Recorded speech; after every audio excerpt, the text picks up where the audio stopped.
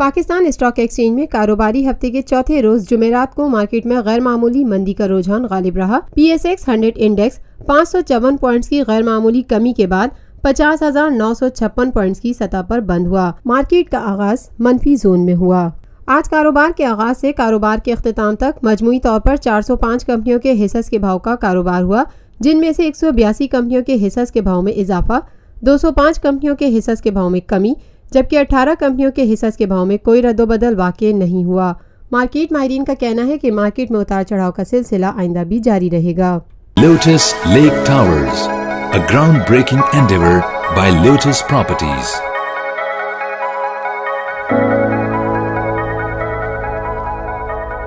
ملکی، بین الاقوامی، سماجی، سیاسی، تجارتی، ثقافتی، تفریحی، معلوماتی اور کھیلوں سے جڑی ہر چھوٹی بڑی خبر کا مرکز TNN TV۔